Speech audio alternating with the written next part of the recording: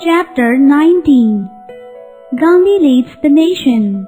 In 1915, Gandhiji returned to India from South Africa. Gandhiji became popular in India due to his heroic deeds against the British. Gandhiji travelled to various parts of the country on the advice of Gopal Krishna Gokhale to understand the problems and conditions of the people. He was shocked by seeing the miserable conditions of the people. Most people were extremely poor. Social evils like the caste system kept the people divided and backward. Gandhiji was very sad to see that people of low caste were considered untouchables and were treated very badly. He realized that the social evils had to be eradicated to unify the people of India. He started working towards this goal. He called the untouchables Harijans, meaning people of God. The common people of India supported and respected him for his movements. We have learned in the previous chapter that after the end of World War I, the British turned more harsh towards the Indians. They imposed new rules and laws to suppress the Indians. Gandhiji did not keep quiet and started the Satyagraha movement.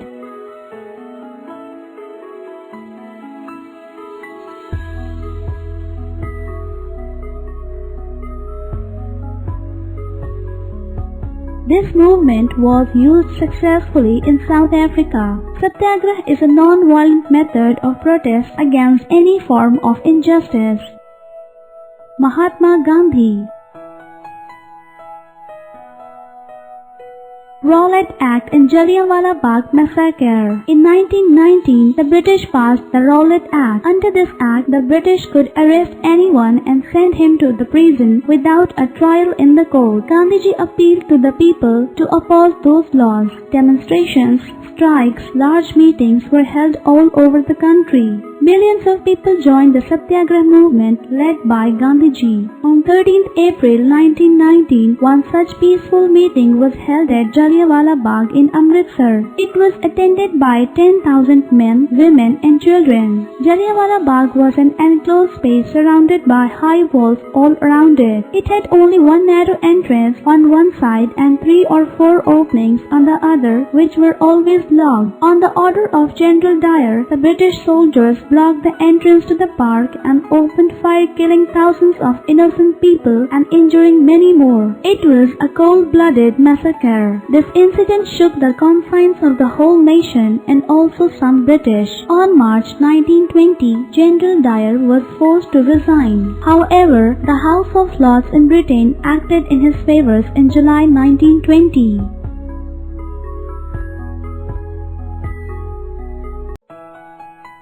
Jallianwala Bagh. Fact box. Rabindranath Tagore renounced his knighthood in protest against the Jallianwala Bagh massacre.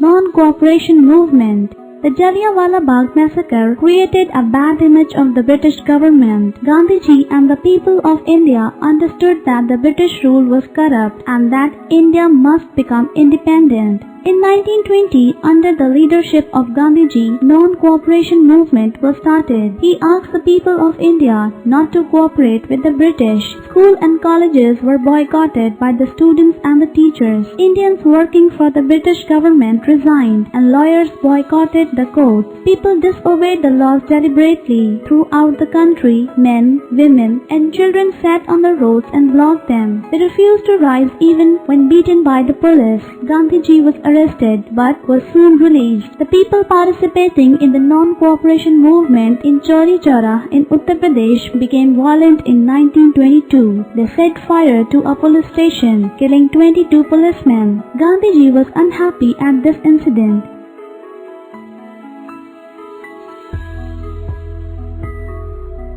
Dr. Rajendra Prasad, Sardar Patel, Maulana Abdul Kalam Azad, C. Rajagopalacharya, Muhammad Ali Jinnah, Jawaharlal Nehru.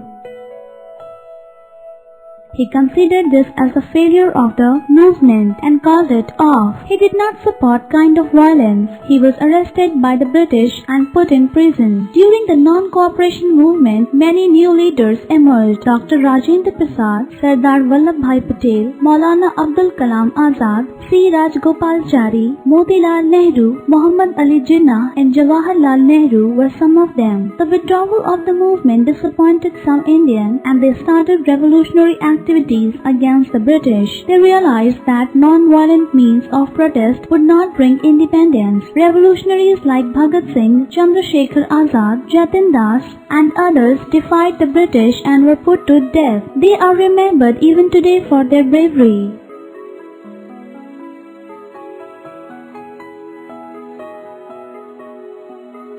Simon Commission and demand for Purna Swaraj. The British government appointed the Simon Commission to improve the conditions in India. This commission was headed by Sir Simon and its all other members were British. The commission visited India in 1928. Indians under the leadership of the Congress boycotted the commission. Demonstrations were held by the Indians. They shouted the slogan, "Simon, go back." The commission was greeted with black flags and slogan. Lala Lajpat Rai was severely injured in the lathi charge at the protest during Lahore and died a few days later. Protesting the Simon Commission.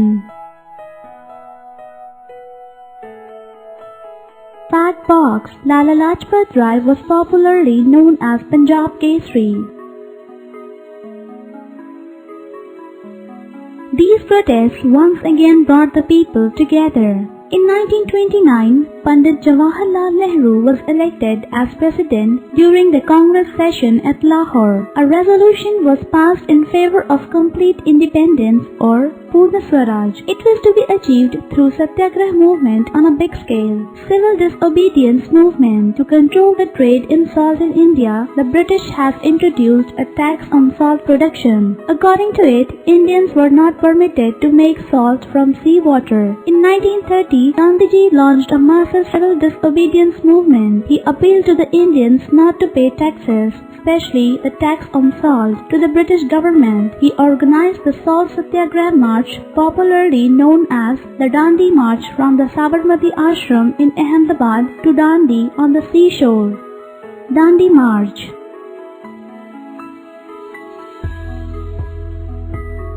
Gandhiji and his followers made salt by evaporating seawater at Dandi. Gandhiji was arrested, but the movement continued. Rather, it spread throughout India. In the northwest frontier province, Khan Abdul Ghaffar Khan, popularly known as Frontier Gandhi, led the movement. In Assam, Rani Gadinliu led the movement. Dandi March.